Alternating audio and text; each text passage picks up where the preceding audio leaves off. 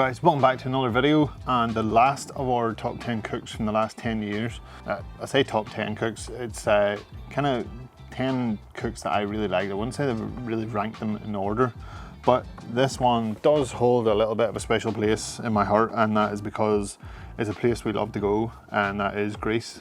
We are actually just back 3 days ago from Greece.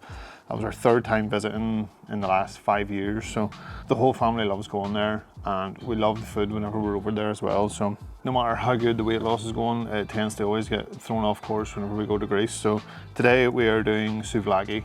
Now this original video was actually May 2023, I think it was, so a couple of years ago, but it was the first cook that we done whenever we finished this shack, so it was kind of the first one to get us back on track again. When I shot that video, we had actually decided to not go to Greece that year and do the garden up instead, and then just stay at home and enjoy it. So it's kind of nice now that we've just come back from it. I ate tons of gyros, souvlaki, baklava. That stuff is unreal. But today we're doing souvlaki. So for those that don't know, souvlaki is pretty much just skewered grilled meats. You can use any meat really. Traditionally in Greece they tend to use pork or chicken, but you can get beef and lamb souvlaki as well. So I have two different meats today. So we're going with, I have two pork fillets in here.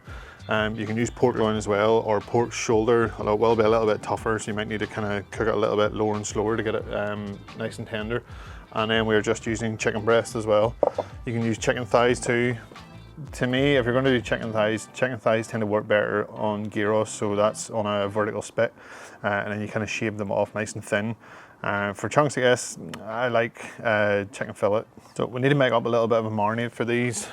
Marinade is nice and simple to make. I have a few herbs and spices in here, so mostly herbs. We have thyme, oregano and rosemary, all dried. Use fresh stuff if you want, that's fine. There's a little bit of chili flakes, a little bit of ground coriander and a little bit of smoked paprika. Into that then you want to go in with about 2 to 3 garlic cloves.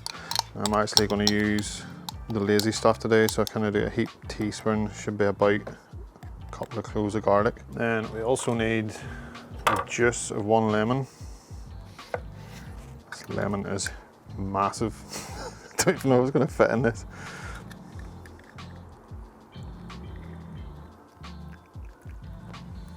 Set that off. Give that all a little mix up. And then we want to go in with about half a cup of oil. I'm just going to top this off, and then we can add a little bit more into the meat whenever we do it. With the guts of half to a cup there. So it's going to be our marinade for both meats. On the original video, we did kind of a gyros type thing. We didn't do it on a spit, but we did a different marinade for both of them. But I think this one's going to work pretty well for the two different meats.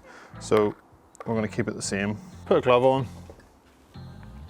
We'll bring in our pork first. So like I say, 2 pork fillets. We're going to cook these in kind of large chunks. So I'm guessing maybe cut it into maybe 2 inches. It's a nice big chunk of meat. It's not going to get too dry whenever we're cooking it directly over the coals. But it should be small enough that we can get it marinated in enough time. And same with the second one. I've already gone through off camera and trimmed these up a little bit, trying to take most of the silver skin and fat off them. Still a little bit of fat in there, but I'm not caring too much about it. You don't want to completely trim them down and end up losing all that flavour from the fat. So that can go back into the bowl again. We need to do the same with our chicken, so similar size chunks.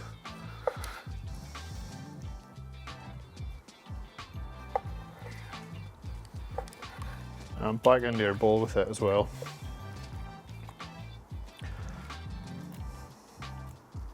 Okay, I'll clean down my cutting board, then we can get the marinade added to it. Okay, I've had a cut clean down. We'll bring our 2 bowls back in again. Put a glove on one hand because this is going to get messy. Bring back in our marinade. So try and split this 50-50 into each bowl. And just get in with your hand and coat everything in the marinade. Press it all down in. A little bit less room in this one, but we'll make it work. So you want to try and give these at least at least 4 hours. The chunks are small enough, you're never going to get penetration right to the middle, but the citrus in there will help break it down a little bit. And then, like I say, that oil will give it a nice flavour on the outside, and it will penetrate into the meat a little bit as well. Like I say, 3 to 4 hours if possible. Cover them with cling film, get them back into the fridge and let them chill out for as long as you can, but like I say, 3 to 4 hours. So for the tzatziki, we're gonna need cucumbers. That's the basis of the sauce with a bit of yogurt. These are smaller homegrown ones. Mum and Dad, if you're watching, thanks for sending them over. I think in the last video, you know, kind of a larger cucumber you would get out of a shop, you're using about half to 2/3 of one of them. So I'm going to use 3 of these smaller ones. I'm going to try it a little bit of a different way this time. I don't know if it's going to work as well or not, but we'll figure it out. So first things first, need to peel them. Just go ahead, get the skin off them. Okay, and then take the tips off. Now at this point in the last video, I grated them into a bowl and then put a bit of vinegar on top of them. I'm going to try a different way, which is to cut them in half and then scoop out that center part, which kind of has a lot of that moisture in it. Smaller spoon for this. So once we have those all kind of cleaned up, there's a lot of that pulp been taken out of them. You just grab our box grater and grate the flesh down. Okay, that's our cucumber nicely grated. Kind of gone everywhere, of course. So, review of the method. There is still a bit of moisture in there. So on the past, we would have left all that pulp and stuff in there, grated it all down, and then added a dash of vinegar into it, and that draws out the moisture from the wasp season. That draws out the moisture from the cucumber, and we can get rid of it then before we put it into the actual yogurt. Whilst there isn't as much in here as there would have been before, it was an absolute pain to grate it, so I don't know if it's really worth the hassle of doing it. If you just peel them, grate them down, add a dash of vinegar, leave it for 15 minutes, and then you can kind of pull it all to the side of the bowl, give it a squeeze, and you can still see there's loads of liquid in here, so nah, I'm not going for it. Let me chuck this out. So once we get rid of that, now we have still a little bit of moisture in there. You're never going to get rid of it all, but it is much better than what it was before. Right, in here then, I'm going to add in a good twist of salt. Go in with Greek yogurt as well. Try and get the strained stuff, it will be a little bit thicker. So this is a 500 gram tub, we need about 300 grams. So realistically, it's not going to make that big a difference if we add a little bit extra, a little bit less. Kind of see how thick that is. Start to mix the cucumber through that yogurt. So the remaining liquid from the cucumber will kind of loosen down that yogurt a little bit. But you can still see it's nice and thick, creamy. It will hold on to the grilled meat you're putting it onto. It won't just run off it. I think the secret is to try and use a good yogurt if you can. Like I say, one that has been strained. You get Greek yogurt and you get Greek style yogurts, and there is a little bit of a difference there. I'm going to go in with about a clove of garlic. I'm using the chopped stuff here. One last thing is some freshly chopped dill. Take little tips of the leaves off here. Looks about good. I'll just put our knife down through it to cut it all down in size. Add that in. I'm gonna give it a taste for some seasonings here, so a little bit under the board. Good dill flavour, freshness, cucumber, yogurt's good. I will go a little twist or two of salt just to bring a little more saltiness into it, but I think we're going to call that done. So once again, any good sauce needs a bit of time to chill out in the fridge, let the flavours mingle together.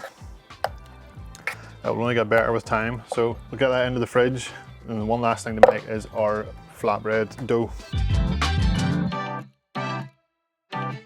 Okay, the last part of this then is flatbreads. Wasps. Okay, last part of this then is flatbreads. You can serve it with fries, you can serve it with rice as well. One of the pork souvlakis I had whenever I had like a white and brown rice mix in it. I'm not entirely sure what the dish was, but I must look it up because it was actually pretty tasty along with it. But this time around we're going to do flatbreads. So in here I have 500 grams of strong bread flour with about a teaspoon of salt and hopefully not a wasp. Then we have about 285 mils of kind of tepid water with 7 grams of yeast in it, just to start sort of foaming up and dissolving down in it. There's a pinch of sugar in there just to kind of feed the yeast. That is ready to be tipped in. Then all we have to do is mix it. So dough hook, drop that down in, turn it on low. Make sure I don't do this on pulse or we'll end up with a mess. Missed a step, turn the socket on, then turn it on low. I'll let it go slowly until it forms a proper dough, then we can speed it up a little bit. We won't need it for around 10 minutes. If you aren't using a mixer, mix it around with a spoon first until it forms into a rough dough, tip it out onto a floured surface and then just work it with your hands until it's nice and smooth and manageable. Then we'll come back and I'll show you what I do with it at that stage. Alright, that's been about 10 minutes. Turn it off and lift our dough hook up. Get dough off the hook. Can handle it, it's not too sticky at this point, so we want to form it into a nice sort of smooth surfaced dough ball, just to let it rise. I've oiled up a bowl, this will go into the bottom of it, just to help it a little bit, so once it rises it doesn't stick to the sides of the bowl. But I want to cover this in cling film, throw a towel over it just to keep it nice and warm, keep the humidity in there, and that should double in size in the next couple of hours. But that's all we're pretty much ready. We just need to wait for that 4-hour mark for the meat marinade to finish. This should be ready just before that. We'll get it portioned up into individual balls. Tzatziki's ready to go, and we can get the barbecue fired up. Our dough has risen well. I'm going to try rolling them out into their flatbreads and then storing them between like sheets of baking paper, just so I'm not having to deal with flipping the skewers and cooking at the same time and then trying to get these rolled out. Might work, might not, might be a disaster. Let's find out. Dust the cutting board with a little bit of flour. See if I can get this out if it's sticking too much. The oil 100% helps with that. It's nicely proved. Lots of air bubbles in there. I'll try and be relatively gentle with it. Where have I put my dough scraper? Found it. You could probably make easily 6 decent sized flatbreads with this, but I think I'm going to go with 4 larger ones. I'm not going to measure these out, make sure they're even. They don't need to be perfectly even. Those are all approximately quarters, that should be fine. Just flatten it out into a rough circle and get a rolling pin. Start to roll them out flat. Just lift them up.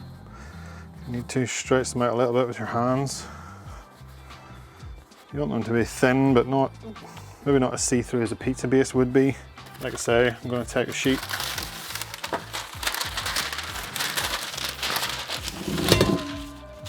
baking paper, lay that down onto it, then we'll get our next one done. Okay, that's our last one stretched out. At the time I got that last one, and I'm just stretching them like you would stretch out pizza dough. Just don't take them as thin, but you're using the same techniques. Rolling pin doesn't work properly, so stay away from it. So those are ready to cook. All we have to do now is get our meat skewered up, and then that's us ready to go over to the barbecue. The barbecue is fired up, it's coming up to temperature, sitting just over 200 degrees, set up for direct cooking.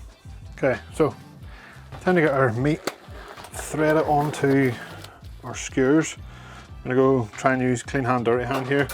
We are using the large Russian skewers, so if you don't have these, you can just use the like standard skewers. You're just going to have to do more of them, whereas these, they will lie across the barbecue. We can kind of get the meat in the center part here and get it right over the coals. So we'll go pork first. I'll put down some cling film just to try and keep the chopping board from getting stained with the oil. We're not doing any veggies in this one. The first one we put veggies onto it, but this time I'm just going straight meat on the skewers. Thread them on until they're touching, but you don't want them really pressed together. Try and leave them as flat just to get a bit of even cooking on them. Probably aiming to get one pork loin or one pork fillet onto each skewer. Thread the rest of this onto our next one. Okay, those are both pretty even. I'm happy with them. And get rid of this bowl. Set them off to the back for now. Bring in our chicken. The same again, we have 4 chicken breasts in total, so now we want to try and get 2 chicken breasts onto each skewer. We'll start with that.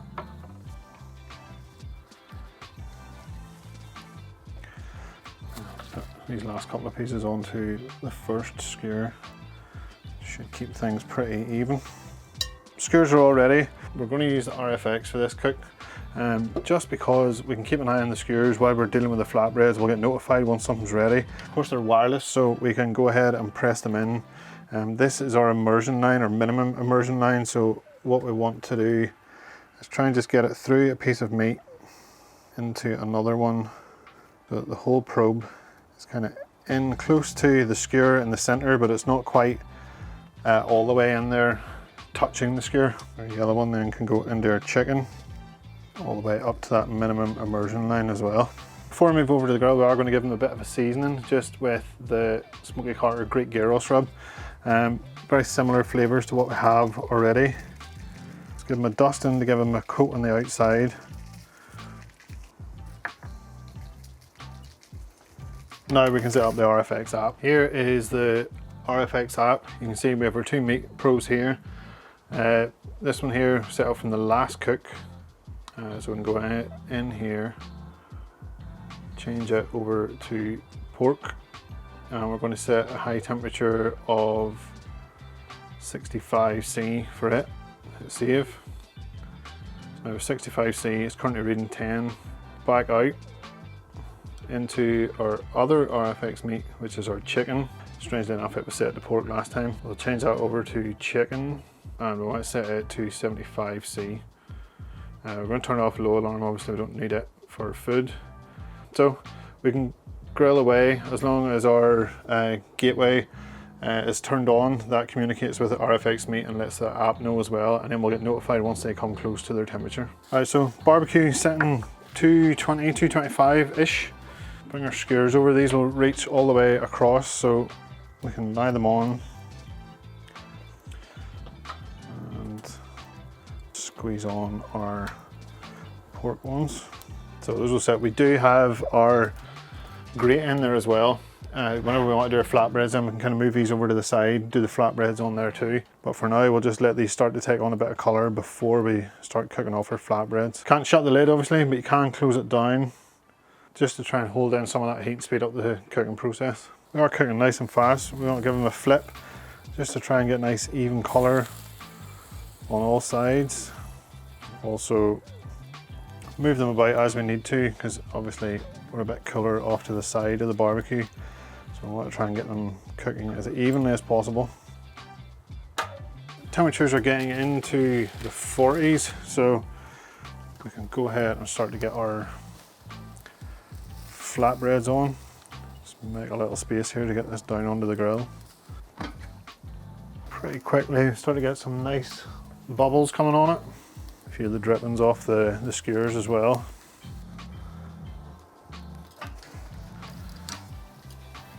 So a little bit charred on the back, but nice colour on the front. That should be okay. I can deal with that. On with the next one. Maybe I won't give this one quite as long before we flip. Once we start seeing those bubbles coming, and turn them over. So it was at this point my camera overheated. Currently Northern Ireland is about 26, 27 degrees, and I think with the camera sitting just over the KJ watching those flatbreads cook, I had too much. I'm just about ready to overheat and shut down, but it did. So I don't have any footage of the cook finishing off. I have a little bit of B-roll. I done the flatbreads, finished them off.